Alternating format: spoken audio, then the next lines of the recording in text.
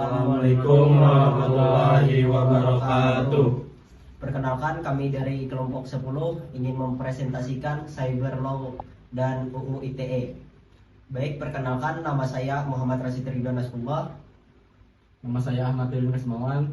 Nama saya Nawaf. Saya Husni Mubarak. Baik, selanjutnya yaitu materi yang pertama, Cyber Law, menjaga kedaulatan digital di era serba cepat. Perkembangan teknologi informasi telah membawa kita ke era digital yang serba cepat, namun di balik kemudahan ini muncul berbagai tantangan dan potensi pelanggaran hukum di ruang cyber. Cyber Law hadir sebagai payung hukum untuk memastikan keamanan, ketertiban, dan keadilan dalam integrasi digital kita. Baik, yaitu yang selanjutnya, latar belakang dinamika dunia digital. Transformasi digital. Internet telah menjadi tulang punggung transaksi ekonomi, pendidikan, pemerintahan, perkembangan, dan hiburan, menggeser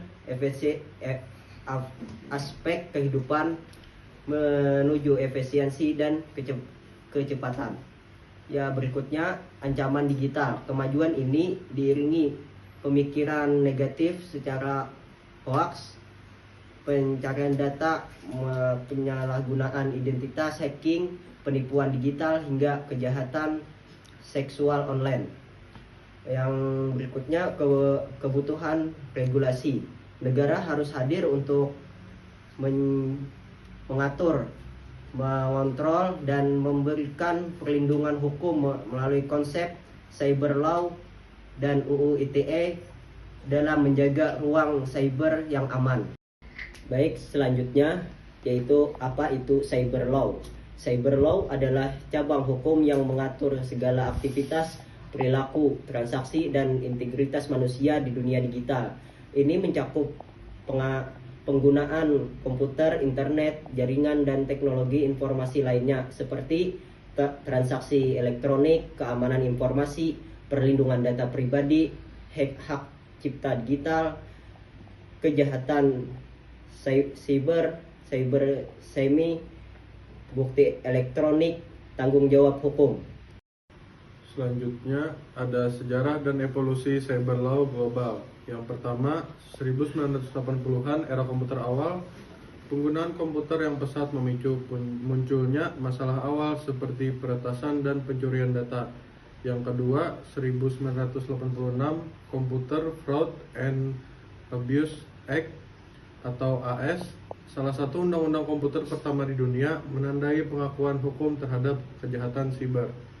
Yang ketiga, 1990 sampai 2000, fokus Eropa. Negara-negara Eropa mulai mengembangkan aturan ketat mengenai privasi data dan perlindungan informasi. Yang keempat, 2001, Budapest Convention, perjanjian internasional pertama mengenai kejahatan siber, memfasilitasi kerjasama lintas negara. Yang kelima, 2008, UU ITE Indonesia. Indonesia menetapkan Undang-Undang Informasi dan Transaksi Elektronik sebagai dasar hukum siber nasional. Yang keenam, masa depan, IoT, AI, dan Big Data. Cyber Law terus berevolusi, menyesuaikan diri dengan perkembangan teknologi seperti Internet of Things, Artificial Intelligence, dan Big Data. Selanjutnya yaitu ruang lingkup Cyber Law yang komprehensif. Yang pertama, transaksi elektronik, kontrak digital, tanda tangan elektronik, dan e-commerce. Yang kedua, aki digital, perlindungan software, musik, film, dan konten digital. Yang ketiga, kejahatan siber, sanksi, penyidikan, dan penegakan hukum terhadap kejahatan digital. Selanjutnya, perlindungan data pribadi, pengelolaan, pemrosesan, dan keamanan data pengguna. Selanjutnya, keamanan siber, pencegahan ancaman digital, pengamanan jaringan dan sistem. Yang terakhir, regulasi platform digital seperti media sosial, layanan cloud, dan aplikasi digital. Selanjutnya yaitu ancaman di balik layar, jenis-jenis cybercrime. Kejahatan siber adalah tindak kriminal yang memanfaatkan komputer, perangkat digital, atau internet sebagai alat, sasaran, atau lokasi kejahatan. Yang pertama yaitu hacking, pembobolan sistem atau jaringan komputer tanpa izin. Yang kedua ada malware, penyebaran virus, worm atau ransomware untuk merusak sistem. Yang ketiga penipuan online, skema penipuan melalui internet termasuk investasi bodong. Yang keempat yaitu phishing, pengelabuan untuk mencuri data pribadi atau finansial. Yang kelima carding, pencurian dan penyalahgunaan data kartu kredit. Yang keenam yaitu cyberbullying, perundungan atau intimidasi melalui media digital. Selanjutnya, penerapan cyber law di tingkat global. Setiap negara memiliki pendekatan unik untuk menerapkan cyber law. Namun, tujuan utamanya adalah menciptakan ruang digital yang aman dan tertib. Yang pertama yaitu Amerika Serikat, menekankan perlindungan konsumen dan keamanan infrastruktur digital dengan regulasi yang terus berkembang. Yang kedua yaitu Uni Eropa, terkenal dengan GDPR, regulasi privasi data paling ketat di dunia, menjadi standar global.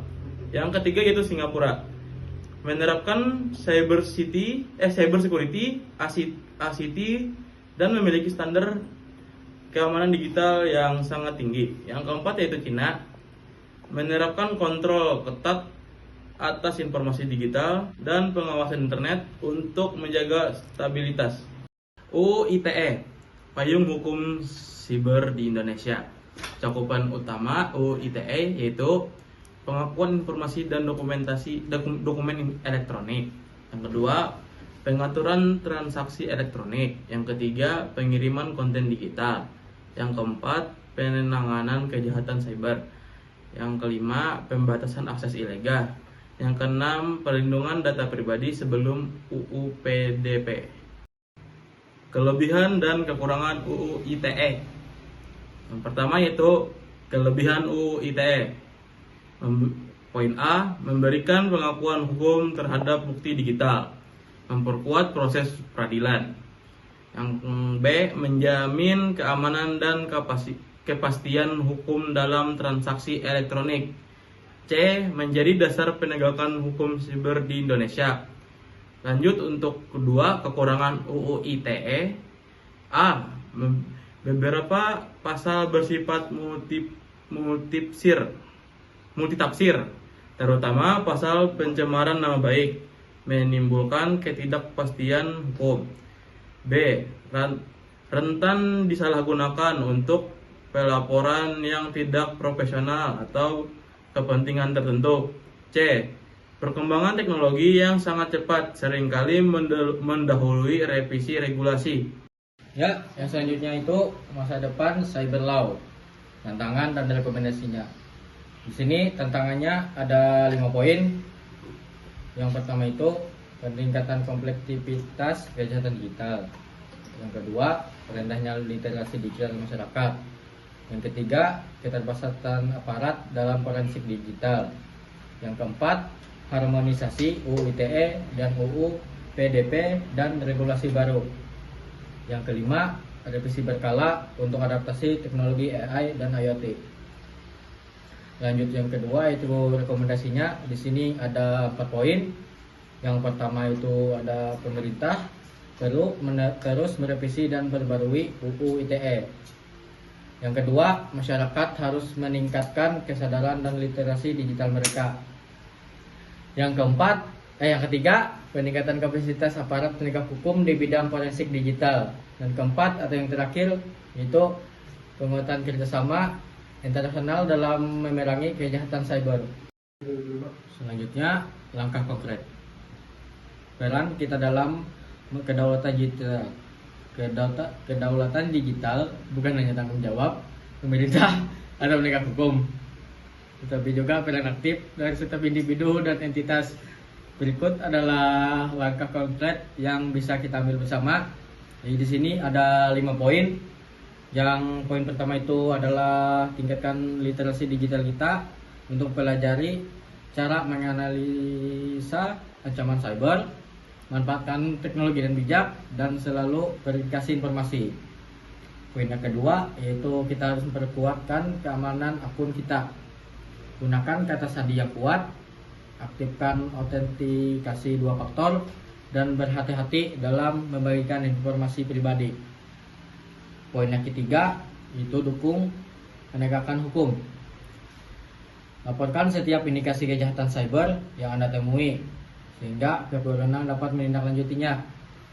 Poin keempat yaitu partisipasi dalam dialog publik. Berikan masukan konstruktif untuk pengembangan kebijakan dan regulasi cyber law yang lebih baik. Poin yang kelima atau poin yang terakhir yaitu hargai dan lindungilah data kita. Terapkan praktik terbaik dalam pengelolaan data pribadi kita dan data orang lain, baik sebuah individu maupun organisasi. Ya, kesimpulannya menjaga kedaulatan dan digital bersama. Perjalanan kita memahami cyber law menunjukkan betapa krusialnya hukum ini dalam membentuk ruang digital yang aman dan berkeadilan. Di sini ada 4 kesimpulan, yaitu pentingnya cyber law. Hukum cyber adalah fondasi esensial untuk mengatur dan mengamankan segala aktivitas di dunia digital yang terus berkembang pesat ini. Poin yang kedua yaitu UU ITE di Indonesia menjadi payung hukum utama di Indonesia, namun perlu direvisi dan disempurnakan agar relevan dengan dinamika teknologi saat ini. Yang ketiga yaitu ruang lingkup luas, mencakup transaksi elektronik, perlindungan data pribadi, hak digital, keamanan cyber, dan penegakan hukum terhadap kejahatan digital. Yang keempat, tantangan rekomendasi, adaptasi regulasi, peningkatan literasi digital, dan kerjasama global adalah kunci masa depan kedaulatan digital. Baik, sekian presentasi dari kelompok kami. Apabila ada salah kata, mohon maaf. Sekian. Assalamualaikum warahmatullahi wabarakatuh.